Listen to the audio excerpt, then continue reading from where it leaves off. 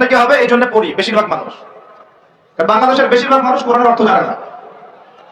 বাংলাদেশের 16 কোটি মুসলমানের আমার ধারণা 15 কোটি কোরআনের অর্থ জানে না। 1 কোটি মানুষ জানতে পারে যারা মাদ্রাসার সাথে সম্পৃক্ত আর কি। এই জন্য আমরা বলি যে যদি পাঠ্যপুস্তকে কোরআন শিক্ষাটা বাধ্যতামূলক থাকতো তাহলে বাংলার 16 কোটি মানুষ কোরআনের অর্থ জানতো। এই কাজটা কি খারাপ হতো না ভালো হতো? শিক্ষামন্ত্রীকে এটা কে বুঝাবে? কে বুঝাবে? আপনারা বুঝাতে পারলে বুঝান। কে বুঝাবে? কারণ এই যাদেরকে দায়িত্ব আল্লাহ দিয়েছেন তাদেরকে এটা বুঝাবে কে? আমরা তো ছোট মানুষ। যদি নবী সাল্লাল্লাহু আলাইহি ওয়াসাল্লামের জীবনী সিরাত প্রত্যেকের পাঠ্যপুস্তকে বাধ্যতামূলক থাকতো, 16 কোটি মুসলিম জনগণ নবীর জীবনী জানতে পারত। এখন 16 কোটির মধ্যে 15 কোটি জানে না নবীর জীবনীতে কি হয়েছে। এটা তো বেসিক পড়াশোনা। যদি আমরা একটা ভাইরাসকে ভয় করে মসজিদ একেবারে বন্ধ করে ফেলতে পারি, মাস্ক পরাইতে পারি সবাইকে, সোশ্যাল ডিস্টেন্স 10 হাত দূরে দূরে দাঁড়াও, হ্যাঁ, নবীর জামানাতেও অনেক সমস্যা হয়েছে, কিন্তু এরকম করে ডিস্টেন্সে দাঁড়ানো হয় না। যাই হোক, এটা তো জাতিসংঘের আন্ডারে চলতেছে বিষয়টা আর কি। তো এখন এটা যদি আমি চাপ দিয়ে করাতে পারি তাহলে আমি পাঠ্যপুস্তকের মধ্যে নবীর সিরাত এবং কোরআন বাধ্যতামূলক করতে পারি না? এই যে আমরা যারা 15-20 বছর ইউনিভার্সিটিতে পড়েছেন, স্কুল কলেজ ইউনিভার্সিটি, এখানে কারা কারা পড়েছেন হাত তুলেন দেখি একটু। যারা অনার্স মাস্টার্স কমপ্লিট করেছেন বা করতেছেন এখনো, আপনারা আছেন কতজন? আছে অনেকে, হাত নামান। এখন আপনারা ভাই বাংলা পড়েছেন না? নজরুল, রবীন্দ্রনাথ, বঙ্কিমচন্দ্র, শরৎচন্দ্র ইত্যাদি ইত্যাদি। ইংরেজি পড়েছেন না? ব্যাকরণ, দাঁত ভাঙা ব্যাকরণ। বাংলা ব্যাকরণ পড়েছেন না? দাঁত ভাঙা, কারক সমাজ, বিভক্তি, হাবিজাবি। হ্যাঁ, এই হাবিজাবি দিয়ে আবার ইস্যু বানাই দিস না তোরা, মুশকিল কথা বলা এখন। এটা তো আমরা কথার কথা বলি আর কি। তারপরে কেমিস্ট্রি পড়েন নাই? হ্যাঁ, ফিজিক্স পড়েন নাই? বায়োলজি পড়েন নাই? তারপরে আমরা হায়ার ম্যাথ করতাম, জটিল জটিল সূত্রগুলো মুখস্থ করেন নাই? কত কি পড়েছেন। কিন্তু এই পড়াশোনাগুলো কেন করেছেন? সিলেবাসে ছিল আমাকে পড়তে হবে, যদি না পড়ি পরীক্ষায় পাস করতে পারবো না, পরীক্ষায় পাস না করলে রেজাল্ট আসবে না, রেজাল্ট না আসলে চাকরি পাবো না, চাকরি না পাইলে রিজিকের ব্যবস্থা হবে না, রিজিকের ব্যবস্থা না হলে বিয়ে শাদী হবে না, বিয়ে শাদী না হলে জীবনটাই বরবাদ। এই তো ফিলোসফি তো এটাই, রাস্তা তো এটা না। এখন চাপ দিয়ে এত কিছু পড়লেন, বিসিএস কোচিং করেছেন অনেকেই চাকরির পরীক্ষা দিচ্ছেন, নিয়োগ বিজ্ঞপ্তির পরীক্ষা দিচ্ছেন, প্রাইমারি পরীক্ষা দিচ্ছেন, সবই পড়তেছেন। আমি নিজেও পড়েছি এগুলো, এগুলো আমার মুখস্থ ছিল সব। এখনো হয়তো ধরলে বলতে পারবো কিছু, যদি এবার চর্চা আমরা বন্ধ করে দিয়েছি।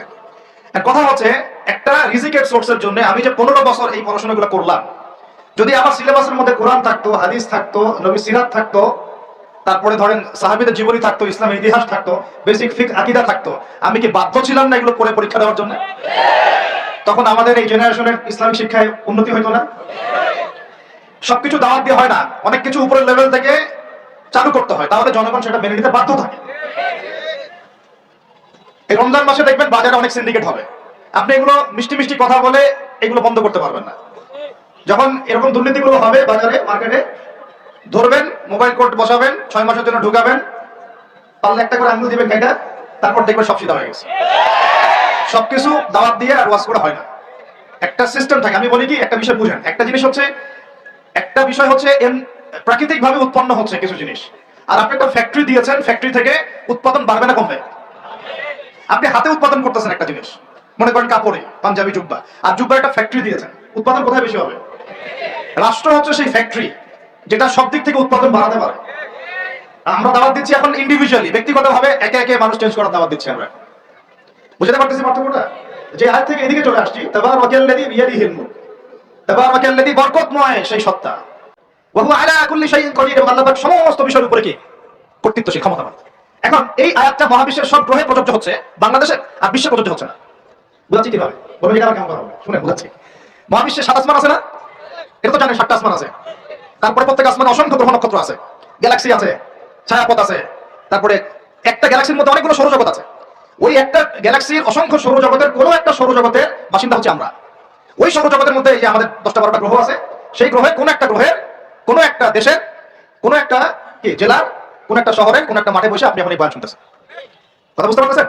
আর পুরো মহাবিশ্ব 7 আসমানে নবী সাল্লাল্লাহু আলাইহি ওয়াসাল্লাম বলেন, মেরাজের রাতে আমি দেখেছি একটা বিঘত, এতটুকু বিঘত মানে 1 টুকরো জায়গা ফাঁকা নাই যেখানে আল্লাহর কোনো ফেরেশতা দাঁড়িয়ে বসে বা সেজদারত অবস্থায় আল্লাহর ইবাদত করতেছে না। তাহলে পুরো মহাবিশ্বে কার রাজত্ব চলতেছে? আর এই পৃথিবীর দিকে তাকান, আমরা বললাম তাবারাকাল্লাযী বিয়াদিহিল মুলক, আল্লাহ হচ্ছে সার্বভৌমত্ব ক্ষমতা কার?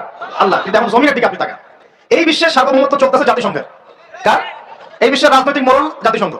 আপনি ইসলামিক বিধানের কথা যতই বলেন তারা মানবে না, সোজা কথা। আপনি যদি বলেন কোরআন এবং হাদিস এবং সর্বশেষ নবী মুহাম্মদ সাল্লাল্লাহু আলাইহি ওয়াসাল্লাম আমাদেরকে এগুলো দিয়ে গেছেন, আল্লাহ পাক এগুলো নাযিল করছেন, আসেন এগুলো আলোকে বিশ্ব করি ওরা মানবে না। বরং ওরা আপনার উপর যুদ্ধ ঘোষণা করবে। কি করবে? এ হচ্ছে এই বিশ্বের সবচেয়ে বড় তাগুত, সবচেয়ে বড় কাফের, সবচেয়ে বড় মুশরিক, সবচেয়ে বড় মুনাফিক।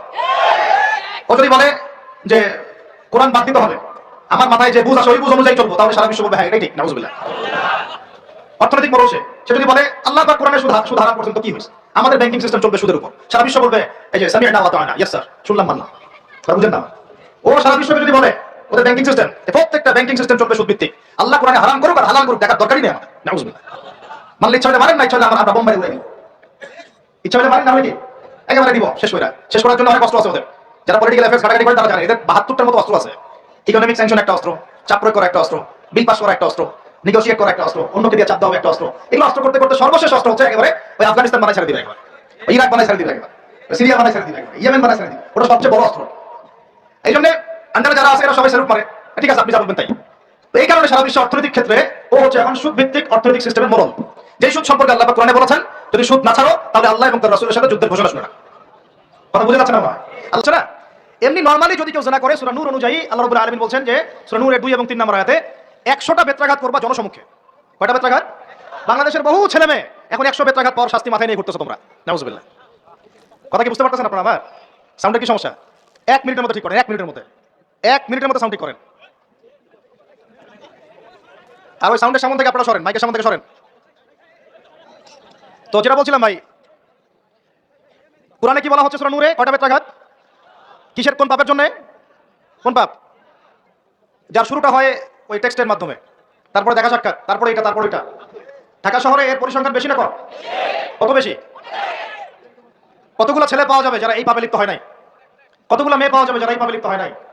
কতগুলো আপনি দেবর পাবেন যারা জেনা করে নাই? কতগুলো ভাবি পাবেন জেনা করে নাই? কতগুলো দুলাভাই পাবেন শালীর সাথে জেনা করে নাই?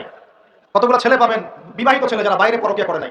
শুধু আল্লাহ পাকই জানেন ভালো এই জাহিলিয়াতের মধ্যে কত পার্সেন্ট মানুষ পবিত্র থাকতে পারছে, শুধু আল্লাহ ভালো জানেন, আর কেউ জানে না। আমি বেশি বলতে চাচ্ছি না, কারণ আমরা সবাই এই শহরেই থাকি। ঢাকাতে যারা থাকে তারা মোটামুটি ভাবে একটা কিয়ামতের শহরেই থাকে, কারণ এখানে এমন কোনো পাপ নাই যেটা হচ্ছে না, এমন কোনো পাপ নাই। একেবারে প্রতারণা দিয়ে ভর্তি উপর থেকে নিচ পর্যন্ত। এই শহরে প্রথম যে জিনিসটা উঠে গেছে এটা হচ্ছে বিশ্বাস। কি উঠে গেছে? দ্বিতীয় উঠে গেছে আমানতদারিতা। বিশ্বাস উঠে গেছে, এখানে নাই আমানতদারিতা, নাই। কে কার উপর দিয়ে টক্কর দিতে পারে এটা হচ্ছে আমাদের এজেন্ডা আর কি। একটা রাস্তার যে ভিক্ষুক, এরও মাথায় যে এত শয়তানি বুদ্ধি, আর অন্য সেক্টর নাই বললাম। আপনার কাছে টাকা যাচ্ছে গাড়ির গ্লাসে নক করে, ও কিন্তু পাটা ভালোই আছে, ও ল্যাংড়ানোর অভিনয় করতেছে। কত বুদ্ধি! কেউ আবার ইচ্ছা করে একটা আঙ্গুল বা হাত কাটে নিয়েছে, ইচ্ছা করে কাছে, সারা জীবন কোনো কাজ করা লাগবে না, এটা করে খাবে। কেউ আবার ইচ্ছা করে হিজরা হচ্ছে এই শহরে, এটা সারা জীবন কাজ করা লাগবে না, এমনি খাবে। কত বুদ্ধি মানুষের মাথায়, চিন্তা করছেন? যাকে আপনি টাকা দিচ্ছেন 10 টাকা, ওর ফ্ল্যাট আছে, আপনার কিছুই নাই, ওরই জমি আছে, হিজরার সর্দার BMW চালায়, আর আপনি কোনো রকম একটা এক্সকরলা ম্যানেজ করতে পারেননি এখন পর্যন্ত। প্রতারণা দিয়ে ভর্তি, প্রতারণা, আমানতের খেয়ানত, দুর্নীতি, পদে পদে বাটপারি। কোন রাতে কোরআন নাযিল হয়েছে? লাইলাতুল কদর। লাইলাতুল কদর কোন মাসে? রমাদান মাসে। প্রথম দশকে না শেষ দশকে না মাঝখানে? শেষ দশকের কয় তারিখে?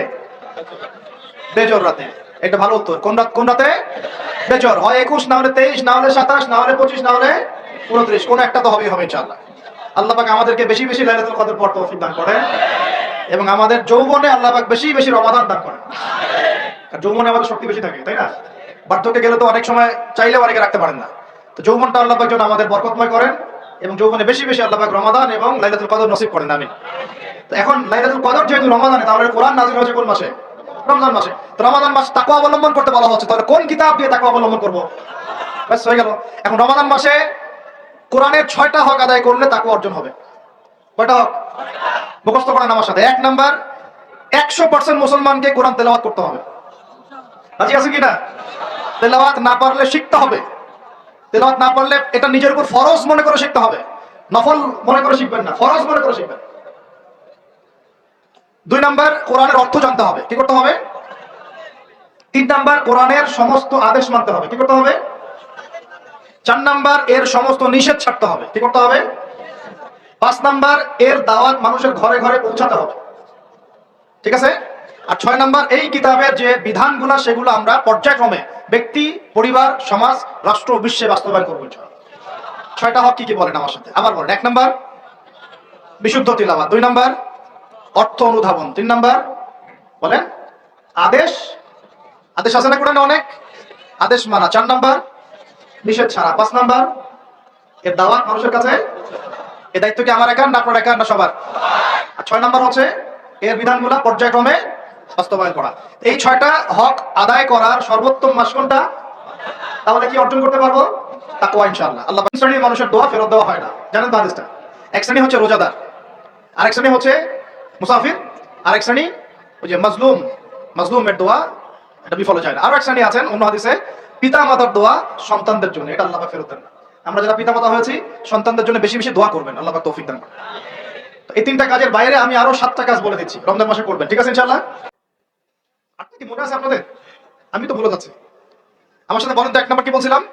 তাকওয়া অবলম্বন করবো ইনশাআল্লাহ, ঠিক আছে ভাই? 2 নাম্বার কি বলছিলাম জানি? কোরআনের হক আদায় করা। 3 নাম্বার বেশি বেশি দোয়া করা। 4 নাম্বার কি বলেছিলাম? হ্যাঁ, যদি সম্ভব হয় বাইতুল্লাহ জিয়ারত, উমরা করা। 5 নাম্বার বলেছিলাম বেশি বেশি মানুষ ইফতার করানো। 6 নাম্বার কি বলেছিলাম? যাকাত গুলো দিয়ে, সবগুলো ফরজের পাবন্ধ হয়, স্পেশালি যাকাত গুলো দিয়ে দেওয়া। 7 নাম্বার বলেছিলাম বেশি বেশি দান সদকা করা। 8 নাম্বারে কি বলেছিলাম? এই তারাবির সালাত এবং নফল আমলগুলো বাড়ানো। তারাবির সালাত পড়বেন, নফল আমল সুন্নাত আমল বাড়াই দিবেন, আল্লাহ পাক তৌফিক দান করেন। 9 নাম্বার বলতে চাচ্ছিলাম যে প্রত্যেকটা এলাকা থেকে, প্রত্যেকটা মসজিদ থেকে, প্রত্যেকটা মাদ্রাসা থেকে রমাদান মাসে বিনামূল্যে কোরআন শিক্ষার কার্যক্রম চালু করে। পারা যাবে ইনশাআল্লাহ? অন্তত আপনাদের এলাকা থেকে, এই এলাকার মসজিদ থেকে, এখানকার মাদ্রাসাগুলো থেকে বিনামূল্যে কোরআন শিক্ষার কার্যক্রম করা যাবে না ইনশাআল্লাহ? নারী পুরুষ সবার জন্য উন্মুক্ত করে দেন, সবার ঘরে ঘরে কোরআন শিক্ষাটা পৌঁছে দেন। তাহলে আমরা ওস্তাদদেরকে হাদিয়া কিভাবে দিব? যারা শ্রম দিবেন, সময় দিবেন, আপনারা আপনাদের পকেট থেকে অর্থ বের করে কালেকশন করে ওস্তাদকে হাদিয়া দিবেন ইনশাআল্লাহ, এবং মানুষের জন্য ফ্রি করে দিবেন। তারা আসবে, শিখবে, এবং 1 মাসের মধ্যে কোরআন শেখানো যায় না? কিছুটা শেখানো যায় না? তো অতটুকু শিখুক, আল্লাহ পাক ওই ওসিলায় যদি কবুল করেন, তাতেও তো ইনশাআল্লাহ আগামী দিনে তার জন্য কল্যাণ করে দিতে পারে। আল্লাহ পাক আমাদের সবাইকে এই কথাগুলো বোঝার তৌফিক দান করেন। এবং 10 নাম্বার এবং সর্বশেষ কাজ হচ্ছে রমাদান মাসে আমরা আমাদের বিগত জিন্দেগির যত গুনাহ, এগুলোর জন্য যেমন ইস্তেগফার করব, এবং সারা জীবন আল্লাহ পাকের সমস্ত কবিরা এবং কাবায়ের ফাওয়াহিশ এগুলো থেকে দূরে থাকবো, এই মর্মে একটা দৃঢ় প্রত্যয় আমরা ব্যক্ত করতে চাই। আগের গুনার জন্য তওবা করব, এবং আগামী পুরো জিন্দেগি যেন গুনাহমুক্ত জীবন যাপন করতে পারি, এই চেষ্টা আমরা অব্যাহত রাখবো ইনশাআল্লাহ। আল্লাহ রাব্বুল আলামিন এইভাবে রমাদানকে সাজানোর তৌফিক আমাদেরকে দান করেন। আমরা দোয়া করি আল্লাহ পাক যেন আমাদের সবাইকে রমাদানে সুস্থ রাখেন, নিরাপদে রাখেন, এবং সুস্থতার সাথে, নেক হায়াতের সাথে, উদ্দীপনার সাথে, উৎসাহের সাথে রমাদান মাসের এই শ্রমগুলো রাখার তৌফিক দান করেন। বেশি বেশি রমজান মাসে কোরআন তেলাওয়াত করার তৌফিক দান করেন, দান সাদাকা করার তৌফিক দান করেন, আমাদের মা বোনদেরকে খাস পর্দায় রাখার তৌফিক দান করেন, সমস্ত হারাম ছেড়ে দেওয়ার তৌফিক দান করেন, সমস্ত কবিরা গুনাহ ছেড়ে দেওয়ার তৌফিক দান করেন, ফরজগুলোকে মজবুতির সাথে ধরার তৌফিক দান করেন, সুন্নাত এবং নফলের পাবন্ধ হওয়ার তৌফিক দান করেন, তারাবির সালাত এবং কিয়ামুল লাইল আদায় করার তৌফিক দান করেন, যদি সম্ভব হয় আল্লাহর ঘর জিয়ারতের তৌফিক দান করেন, এবং বিগত জিন্দেগির সমস্ত গুনাহ থেকে পবিত্র হয়ে একটা গুনাহমুক্ত জীবন যাপন করার দৃঢ় প্রত্যয় ব্যক্ত করার তৌফিক আল্লাহ পাক আমাদেরকে রমজান মাসে দান করেন। সর্বোপরি তাকওয়া অবলম্বন করার তৌফিক আল্লাহ রাব্বুল আলামিন আমাদের সবাইকে তৌফিক দান করে ধন্য করেন, আমিন। আকুলু কওলি হাযা আস্তাগফিরুল্লাহ লি ওয়া লাকুম ওয়া লিসাইরিল মুসলিমিন।